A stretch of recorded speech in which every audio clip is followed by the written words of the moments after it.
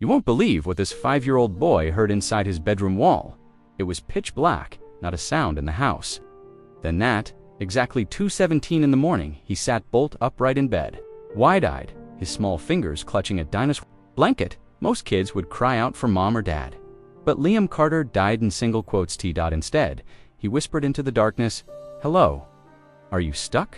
What he heard next would send chills down your spine and change the lives of everyone around him. 3 weeks earlier, the Carters had moved into a beautiful, slightly creaky Victorian house in a quiet Ohio suburb. Daniel Carter, a mechanical engineer, had scored a big promotion. His wife Olivia was thrilled to finally have her dream kitchen. Liam was just excited to have his own room. But no one, not even the real estate agent, mentioned what was hidden in the walls. That night, the whisper came again. A soft, muffled whimper. Not human, not the house settling. Something alive, something desperate. Liam's bare feet touched the cold wooden floor as he tiptoed toward the sound. A cry for help. "A dog," Liam breathed. "You're a dog." He ran his hand over the wall, feeling for cracks.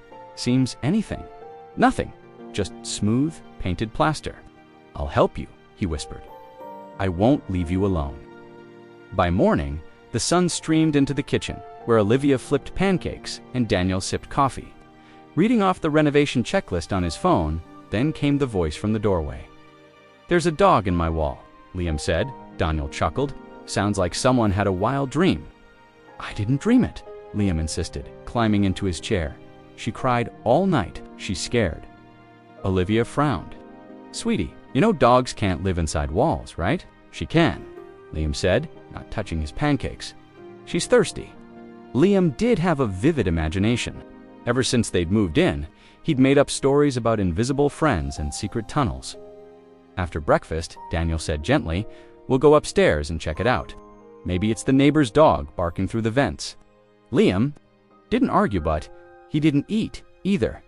They climbed the stairs together into Liam's room. Daniel stood still for 10 minutes, listening. "See," he said eventually. "Nothing. She only cries sometimes," Liam murmured. "But she's real."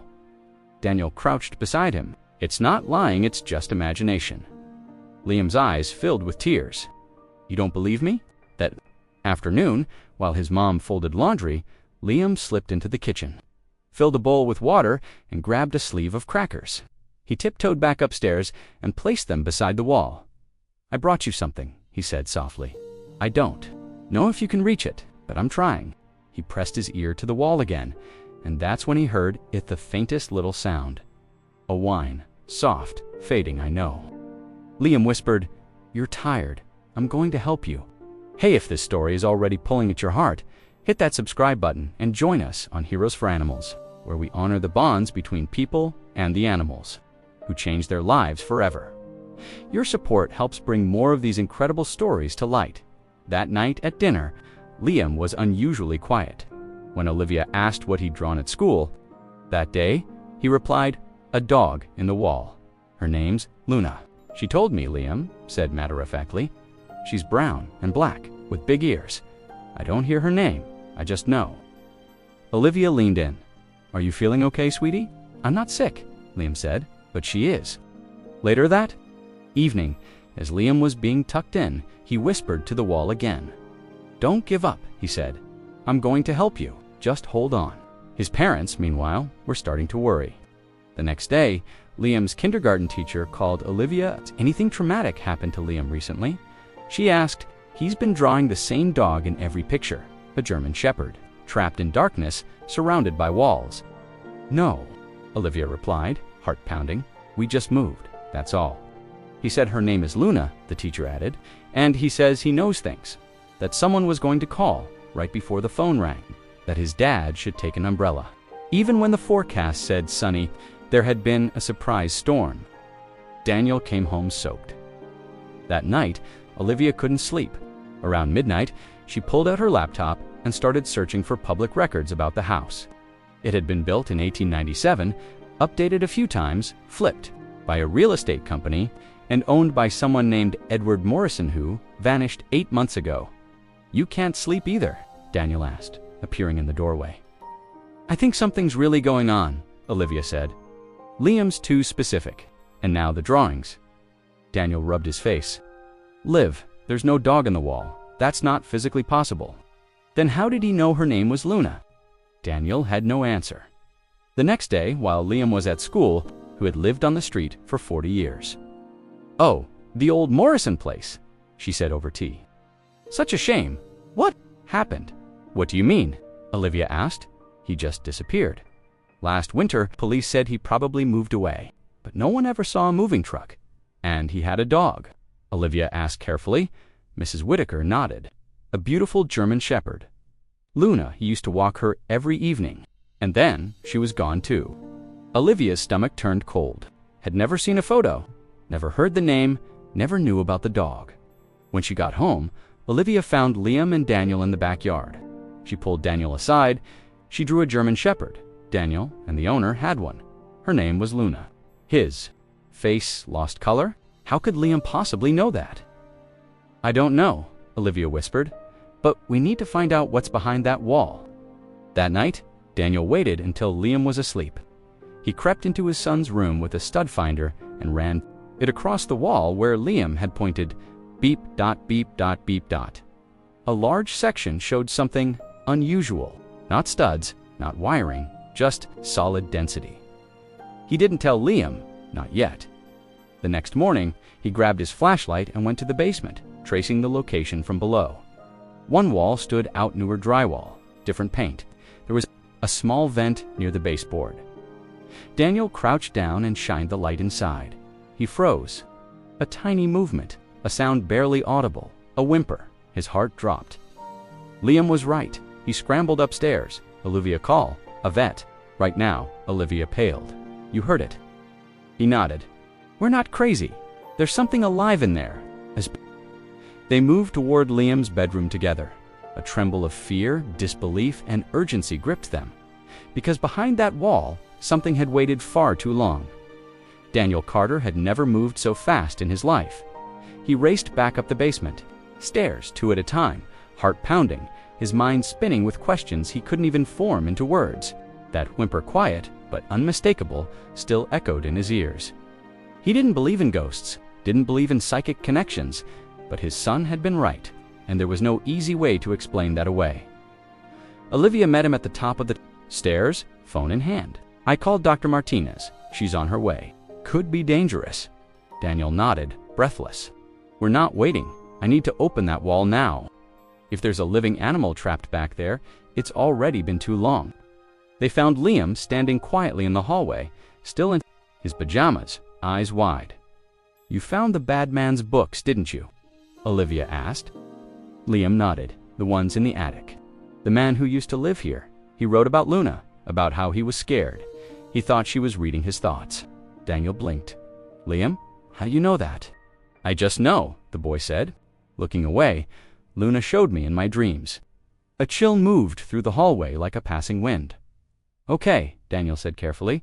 You can come down with us, but you have to stay back. No matter what we find, you understand me? Liam nodded solemnly. I promised her I wouldn't leave her. I need to be there.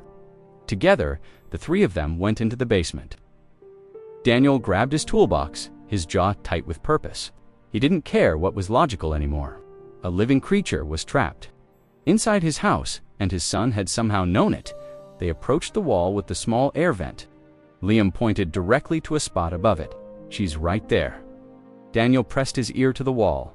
Nothing, then dash scratch. A weak shuffle, a faint breath. He pulled back. It's real. He grabbed his hammer and began tapping at the drywall. I'm going to start with a small hole, just enough to see what we're dealing with. As the wall splintered, plaster dust filled the air. Liam stood just behind his mom, holding her hand tight, eyes locked on the space opening up before. Daniel broke through first with a flashlight. The beam pierced a narrow chamber barely 2 feet wide. And then, oh my God, he whispered. In the corner of the dark void, curled tightly in on itself, was a German shepherd. Skin and bones, fur matted and gray with dust. Its eyes didn't react to the light, but its sides were moving shallow. Desperate breaths. Luna, Liam said under his breath. Daniel dropped the hammer and backed away slowly, face pale. She's alive. Olivia's hand flew to her mouth. "We need to get her out now." Daniel widened the hole carefully while Olivia ran upstairs to grab a bowl of water. Liam broke free from her grip just as she returned and dropped to his knees in front of the hole.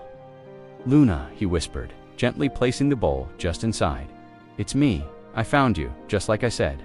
The dog stirred barely. Her sunken eyes shifted toward the sound of his voice. Her nose twitched weakly, and her tail, little more than fur over bone, thumped once against the concrete. Daniel instinctively moved to pull Liam back. "Buddy, she might be scared." "She could snap. She won't," Liam said. "She knows I'm here to help." And sure enough, Luna didn't growl, didn't bark. She just looked at him, trembling, and inched her nose toward the bowl. "So thirsty," Liam said, tears streaking down his cheeks. "Please help her." That's when the doorbell rang. Dr. Elena Martinez arrived with a vet tech and a large medical bag. She was a petite woman in her late 40s, her voice sharp but warm, her hands steady as she stepped into the basement and saw the scene child kneeling by a broken wall. Skeletal dog behind Itchy paused only a second before going to work. "This is one of the worst cases of animal starvation I've ever seen," she said. "But the fact that she's alive, that's a miracle." She turned to Liam. "You found her?" He nodded. "I heard her, in the wall." She gave him a long, curious look, then said, "You may have just saved her life." Working alongside Daniel, Dr. Martinez removed more of the wall until Luna could be gently slid out on a blanket. Every movement made the dog whimper, but she never took her eyes off Liam. "She's incredibly weak," Dr. Martinez said. "We'll need to get her on for fluids immediately. I'm going to carry her out." But Luna resisted it, till Liam stepped forward and placed a hand on her head. "It's okay," he whispered. "They're good people. They're going to take care of you." Only then did Luna relax enough to be lifted. As they loaded her into the back of Dr. Martinez's SUV, a neighbor across the street stepped outside and froze. "Is that a dog?" he asked.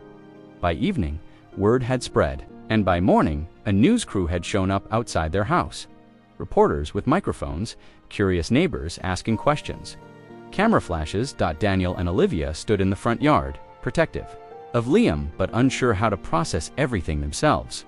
"I don't want him to be some kind of sensation," Olivia said. "He's just a little boy." "He's a little boy who saved a life," Daniel said. "But yeah, this is getting out of hand." Inside the clinic, Luna was stabilized. 4 fluids, antibiotics, vitamin injections, thermal blankets, she responded. Well, to the treatment, but there was one constant.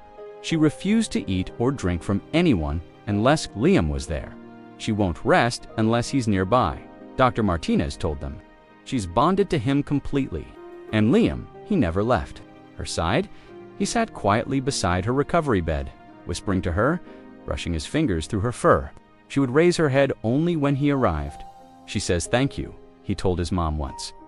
Olivia blinked. "She says, she doesn't use words," Liam replied, "but I know." That night, Daniel lay awake, staring at the ceiling. "What's happening to our son?" "I don't know," she murmured. He knew the dog's name. He described her before we ever saw her. He said she was stuck behind the wall, and now this. He talks to her. Olivia didn't reply, because deep down, she was starting to believe it too. The following day, Daniel went back into the attic, determined to find out more. After an hour of pushing aside insulation and boxers, he found a locked trunk in the corner, old metal dust dash covered. Inside were journals, dozens of them. They were Edward Morrison's at first. They seemed harmless pages about the weather, computer, repair jobs, frustrations about his neighbors. But by journal number 6, everything changed. "She's watching me. Her eyes follow me when I sleep. She knows what I'm thinking. They trained her to spy on me." He began referring to Luna only as the surveillance unit. His handwriting grew erratic. The paranoia worsened. He described hearing transmissions through her breath, her pause. He was convinced government agents had planted her. The final journal was chilling. "I can't let her report anymore. She must be contained. I've built a chamber behind the wall. It has a vent. Just enough air. She'll be safe." But silent, Daniel closed the book with shaking hands.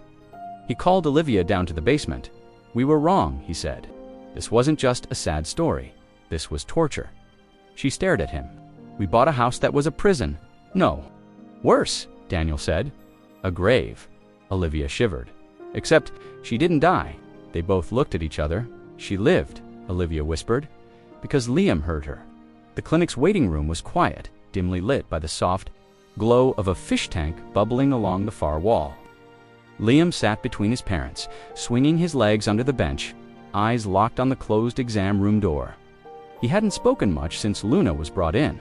Not about the noise in the wall, not about the journals, not even about the vet or the crowd of news reporters camped outside their house.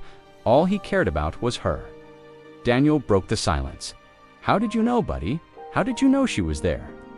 Liam shrugged, the kind of shrug that didn't belong on a T-roll.com, resigned.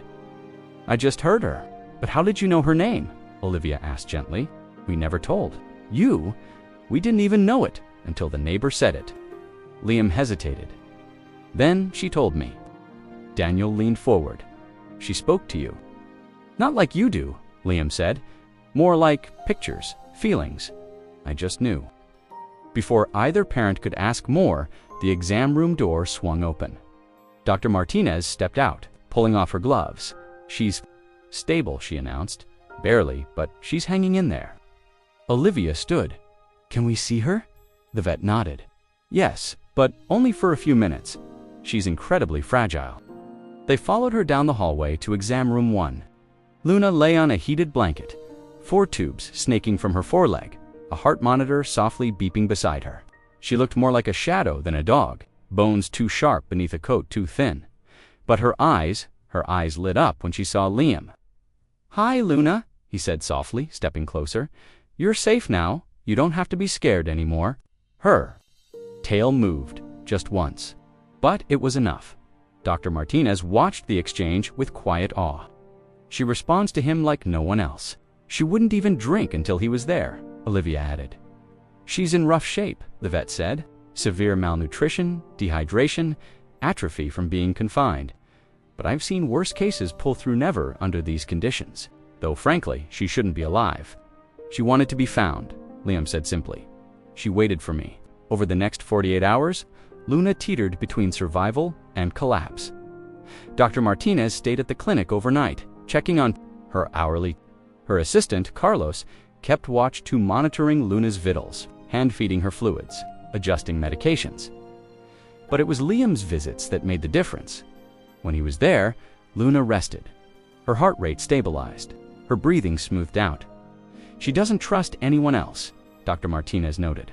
"He's like her anchor." Every afternoon after school, Olivia would pick Liam up and drive straight to the clinic. And every evening, he'd sit beside Luna's bed talking to her. Sometimes he sang. Sometimes he just held her paw. Word of Luna's discovery spread like wildfire. Local news ran daily updates. Animal advocacy groups shared the story on social media. "Miracle Dog Found Alive in Wall" read the headlines. But the real story wasn't just about Luniet. It was about Liam. How did he know? Became the question everyone wanted answered. Reporters showed up at the house. Someone even left a note offering to fly them to Los Angeles for a national morning show. "We're not turning this into a circus," Daniel said firmly. "He's 5 years old." "But people are inspired," Olivia replied, watching Liam curl up beside Luna. In the live camera feed from the clinic, it's not just about the mystery, it's hope. On the 3rd evening, something changed. Liam was sitting by Luna, as usual, his hand on her paw. Dr. Martinez had just stepped in to give a routine injection of pain medication. She hesitated. "Liam, can you keep talking to her while I do this? She's been getting anxious whenever we approach with a needle." He nodded. "Don't worry," he whispered to Luna. "It's just medicine to make you feel better. I'm right here." As the needle slid under Luna's skin, she didn't move. She didn't growl, didn't flinch, just kept her eyes on Liam. Dr. Martinez stepped back, stunned. "That's remarkable." Later that night, as Luna slept, Olivia and Daniel sat in the kitchen with the vet. "I don't know how to explain this," Dr. Martinez admitted. "I've been practicing medicine for 15 years. I've seen plenty of abused animals, scared animals. But this bond, it's beyond anything I've ever seen. It's not just a bond," Olivia said. "He knew she was in the wall. He knew her name. I've worked in hospice, Daniel added. I've seen how people hold on when someone they love is nearby. This feels like that, but on a deeper level, almost psychic. Dr. Martinez nodded slowly. Some researchers call it cross-species, empathy. Others think it's a sixth sense. Maybe Liam just listens in a way most people forget. They sat in silence, each trying to understand something that defied science and logic. The next morning, Liam walked into the clinic, his backpack still slung over one shoulder, and stopped in the middle of the lobby. Luna says there's another. One, he said suddenly. Everyone turned. What do you mean, buddy? Olivia asked cautiously. She says there's another dog. Not here, not in a wall, in a cage, somewhere cold, by water. A red door. Dr. Martinez stiffened. Is this something she said in a dream? She's been trying to tell me for days, Liam replied. I didn't get it before, but I do now. Daniel knelt in front of him. Liam, do you mean there's another dog like Luna somewhere else? Yes, and she's sick. Really sick. Where? Olivia asked. Do you know where she is? Liam shook his head. No, just near a river. It smells like fish. Luna can smell it. And there's a machine sound, like a generator. Dr. Martinez exchanged a look with Daniel. That could be anywhere. Or nowhere, Daniel muttered. He's 5. He could be imagining things. Olivia didn't say anything. She just looked at her son, serious, steady, certain. The same way he'd looked at them when he first said, "There's a dog in my wall." That night, as Daniel watched Liam sleep, he whispered to Olivia, "What if he's right again? What do we do? Go door to door asking if someone's hiding a sick dog." Maybe we talk to the police, Daniel said. They already know about the journals. Maybe they'll listen. Maybe, Olivia replied softly. But what if they don't? The next day, Detective James Wilson showed up at the Carter house. He had been following the Luna case closely since the journals were turned in. I can't file a warrant based on a kid's feeling, he said bluntly, even if that kid turned out to be right before. But what about the details? Olivia pressed. The red door, the river, the generator sound. Wilson scribbled in his notebook. There are a few abandoned factories along the riverfront. Smelled like fish when they were running. Could be worth checking. Please, Liam said quietly. The dog is scared. Wilson nodded. I'll look into it. No promises. That night, Liam whispered to Luna as she rested her head on his knee. You told me, he said. Now I'll tell them, and we'll find her, just like I found you, for the first time since they'd moved into the old house. Olivia Carter couldn't sleep. It wasn't the creaky floorboards, or the soft hum of the fridge downstairs, or even the lingering scent of fresh paint still clinging to the kitchen cabinets. It was what she'd read in that attic. She kept picturing the last pages of Edward Morrison's journal, the erratic handwriting, the spiraling thoughts, the final plan to silence Luna by building a false wall. It didn't feel like just a disturbed man's ramblings anymore. It felt like a confession. She looked over at Daniel beside her, his arm draped over his eyes, restless. Neither of them had spoken in the last 20 minutes. Do you think she's going to make it? Olivia whispered. Daniel didn't open his eyes. She shouldn't have lasted a week, let alone months, but she's still breathing. And Liam, she asked quietly. Daniel turned to face her. I don't know, Liv. I can't explain any. Of this, he heard her when nobody else could. Knew her name, described her before we'd ever seen her. Then those journals confirmed everything. They lay in silence. She said there's another dog, Olivia finally added. Remember? Daniel nodded slowly. I just don't know if we're dealing with intuition or something else entirely. The next morning, Liam sat on the edge of his bed tying his sneakers with the slow, absent-minded movements of a boy deep in thought. When Olivia peeked into the room, she noticed he hadn't touched his cereal, and his backpack was still unzipped. You ready for school, sweetheart? She asked gently. Liam looked up. Luna's getting stronger. I hope so, Olivia, replied Dr. Martinez. Says she's surprised by how well she's responding. She says it's because I'm there, Liam said matter-of-factly. Luna feels safe when I'm close. Olivia tried to smile but found her throat tightening. She's lucky to have you. Liam glanced down. She says there's a red door by the river. That's where the other dog is. Olivia froze. Honey, what red door? Liam shrugged. It smells like fish and metal, and something that buzzes like a big machine.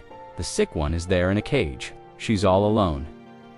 Later that day, Olivia stood in the lobby of Dr. Martinez's clinic, watching through the exam room window as her son sat beside Luna's recovery bed.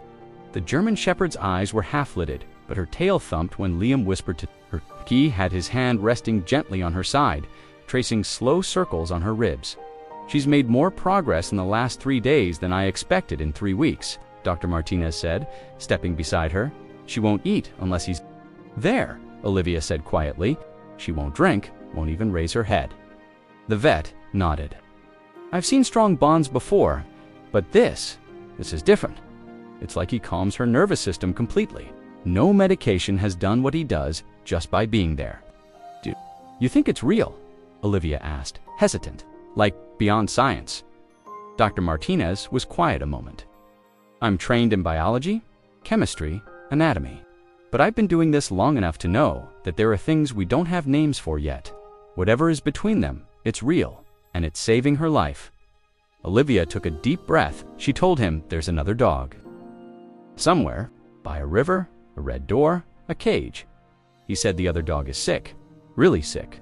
Dr. Martinez blinked. "He told you that?" "This morning," Olivia nodded. "He's so calm about it, like it's normal." The vet exhaled slowly. "I don't know what to say." That evening, back home, Daniel sat across from Liam at the dinner table. Olivia watched from the kitchen as her husband leaned forward.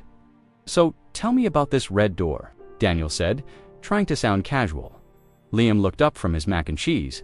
"It's old and scratched. There's rust on the bottom. The sick puppy is inside. Luna says she cries at night." Daniel swallowed. "Do you know where it is?" Liam shook his head. "No, just smells and sounds. Fish, water, a big machine turning on and off." Daniel sat back in his chair, trying to process what he'd just heard. The next day, Daniel contacted Detective James Wilson, the same officer who had helped take the Morrison journals into evidence. The detective arrived that afternoon, his plainclothes badge clipped to his belt, his notepad already in hand. "I know it sounds crazy," Daniel said, "but our son was right before. Every detail he told us, Luna the wall, her name, it all checked out." Wilson raised an eyebrow. "And now he says there's another dog." "Yes," Olivia said. "He described it in detail. A red door by a river, a cage, the smell of fish, a generator or something that hums." Wilson tapped his pen. "That could be any number of abandoned buildings near the riverfront. That area used to be all fish packing plants and steelwork. Most of them are boarded up now. Could you check them?" Olivia asked. The detective hesitated. "I can take a drive through the district, but I can't just break in based on a kid's gut feeling, even if he was right once." "He's not guessing," Daniel said. "We don't know how, but he knows." That night, Liam sat curled on the couch beside Luna's empty bed. The clinic had allowed him to bring home one of the blankets she'd used, and he clutched it like a security item, eyes heavy with worry. "Why can't they help her?" he whispered as Olivia brushed his hair back from his forehead. "They want to," she said softly, "but they need more information." Liam shook his head. "They're not listening right." "What do you mean, sweetheart? Grown-ups only believe what they see," he murmured. "But sometimes you have to feel it." The next morning, Detective Wilson pulled up outside the Carter house in an unmarked car. Daniel and Olivia met him on the porch. "I did some checking," he said, flipping through his notes. "There's a fish processing facility on the far side of the river that's been shuttered for 10 years. The place has a red door on the north side. Security's minimal. No electricity, but a backup generator's been known to kick on when the power flickers in the grid." Olivia felt her heart race. "That's exactly what he described." Wilson nodded. "I can't promise anything, but I've put in a request for a welfare inspection. Animal control's going to tag along. We'll check it out in the next 48 hours. Daniel exhaled. "Thank you." The detective looked back toward the living room window, where Liam sat quietly beside Luna's blanket. "If there really is something there, I don't know how your son knew, but I'm listening now." 2 days later, the call came at 2:04 a.m. Daniel jolted awake as his phone buzzed on the nightstand. "This is Wilson," the voice said. "Found something." The facility looked like something time forgot. A weather-beaten shell of rusted metal and cracked cement.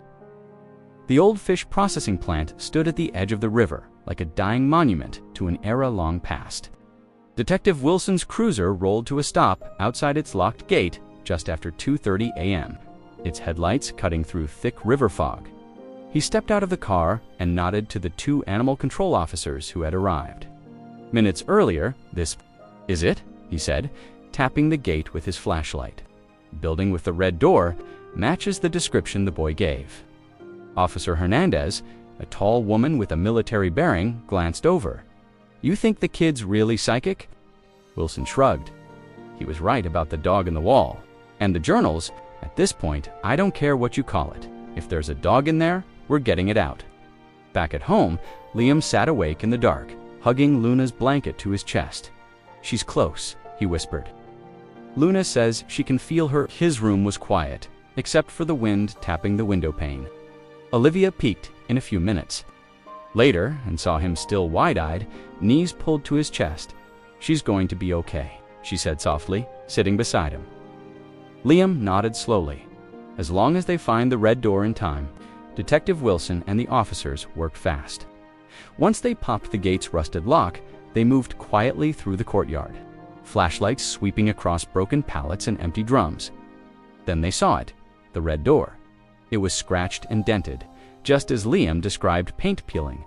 At the edges, rust streaking down from the handle like dried blood. Wilson asked, drawing his service weapon. The officers nodded. He tried the handle. Locked. Hernandez stepped forward, pulled a pry bar from her kit, and wedged it between the door and the frame. A metallic groan died inside. The air reeked of rot, bleach, and rust. The beams from their flashlights caught cages, dozens of them, some empty, some not. A low whimper echoed from the far corner. "Over there," Wilson said, moving carefully as they approached the source. They found her a small pit bull puppy curled in the corner of a metal cage. Ribs showing through mangy skin, a gash above her right eye, barely breathing. "Oh my God," Hernandez breathed. "She wouldn't have lasted another night." Wilson said, his voice tight. "Call it in. Get Dr. Martinez down here now." Liam sat upright in bed. A moment later, the house phone rang. Olivia picked it up, then brought it to Liam's room, where Daniel had just joined them. "It's Detective Wilson," she said, heart pounding. Liam looked up at her. "They found her, didn't they?" She nodded, eyes wide. "How did you know, Liam?" Daniel asked gently. "She told Luna," Liam said, "and Luna told me." An hour later, the Carter family pulled into the parking lot of the emergency vet clinic, where lights still glowed. Behind frosted windows, reporters hadn't arrived yet. But it wouldn't stay quiet for long. Inside, Dr. Martinez hovered over the tiny pit bull on the exam table. She was barely more than skin and bone. Her breathing was shallow, her body cold. To the touch, Daniel stood at the doorway, holding Liam in his arms. "She was really in there?" Liam asked softly. Dr. Martinez nodded. "Your help saved her. Can I see her?" he asked. Dr. Martinez hesitated. "She's very sick, Liam. She might not wake up. I just want to sit with her, like I did with Luna." The vet nodded. "Okay, but just for a few minutes." They brought a stool over, and Liam sat beside the table, resting his hand gently on the puppy's side. "She's scared," he whispered, "but I told her you're kind, that you know how to fix her." The puppy didn't move, but her heart rate ticked up slightly on the monitor. Dr. Martinez turned slowly toward Daniel and Olivia, her mouth parting in disbelief. News broke at sunrise. Miracle Boy leads police to underground dog ring. The headlines read, "Another.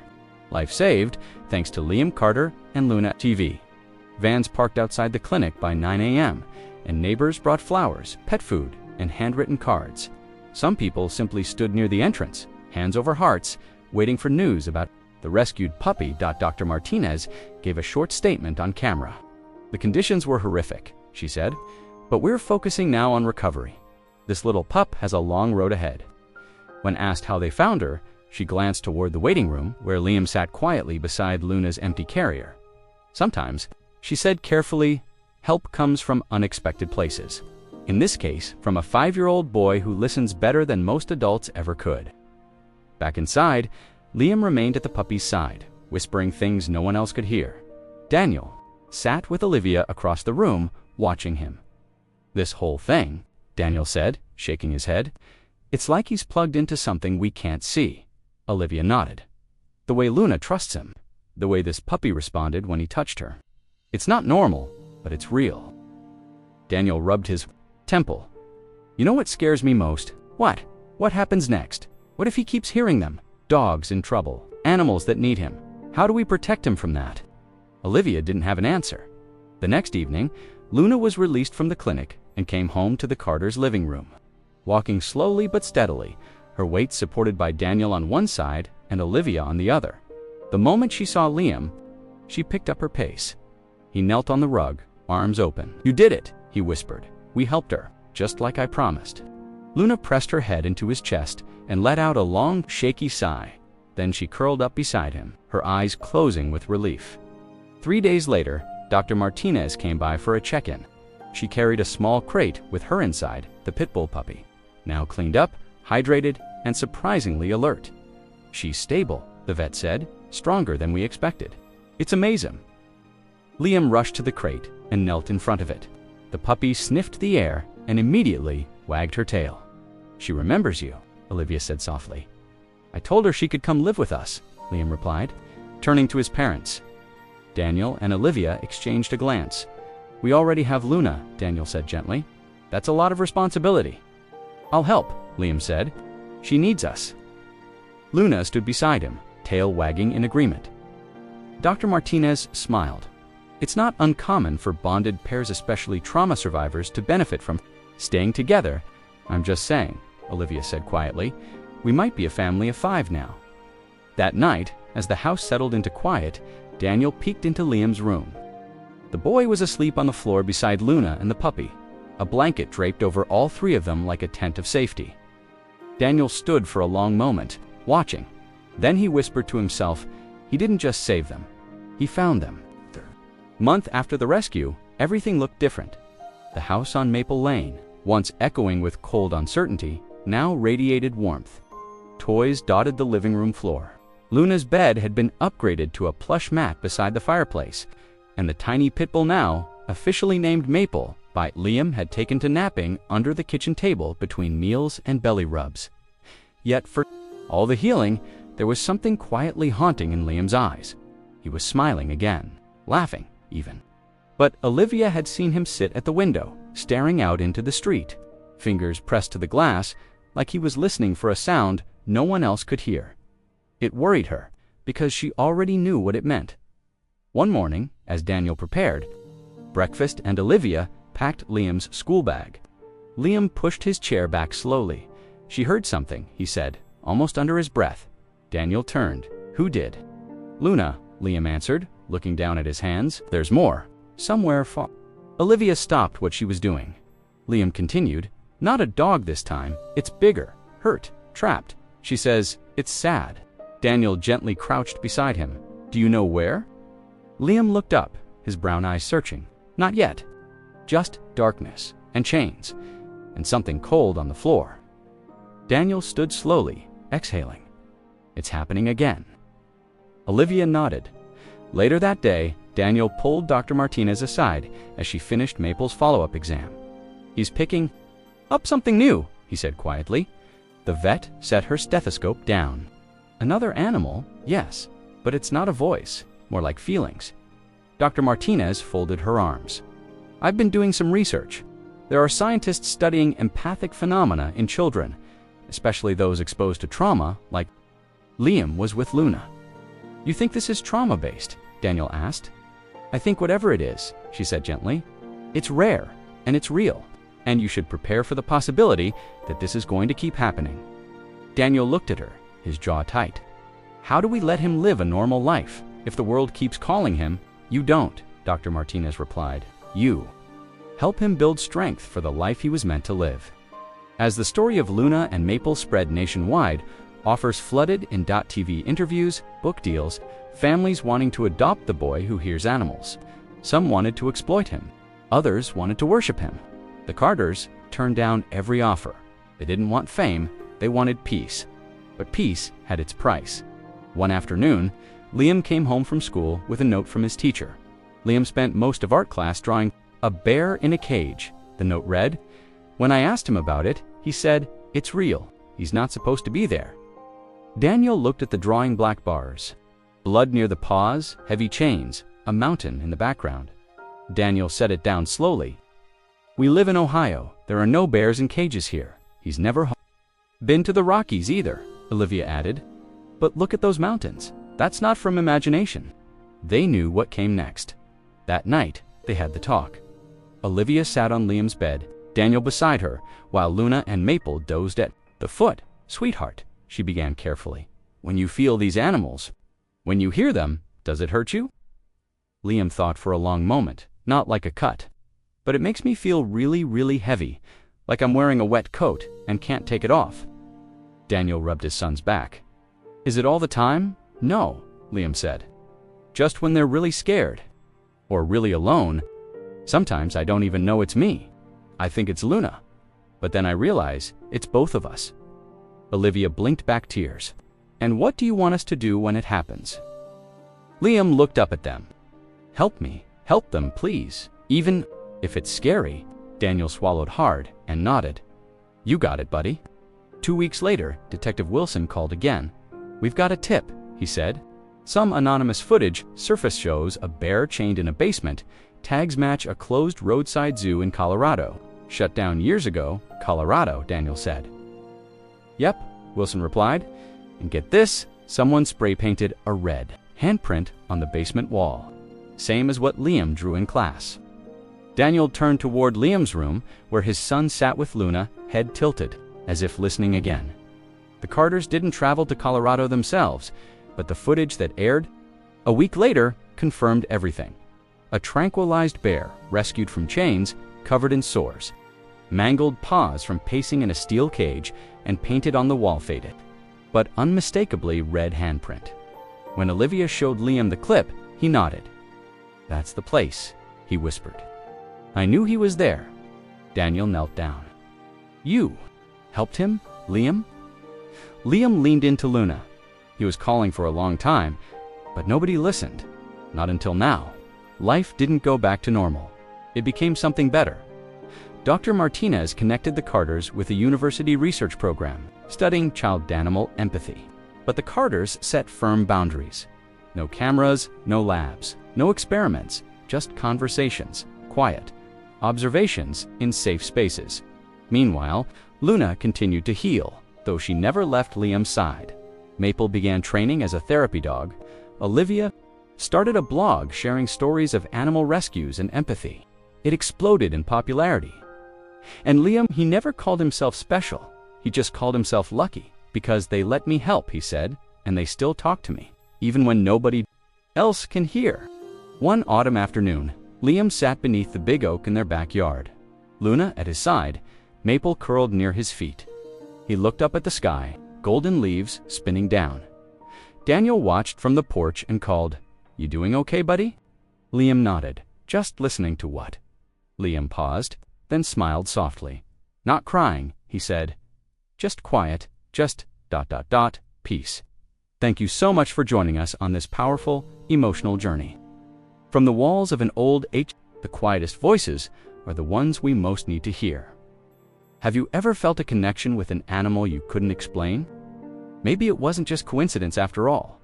We'd love to hear your story in the comments. And if you haven't yet, don't forget to subscribe to Heroes for Animals, because every life matters and every voice deserves to be heard.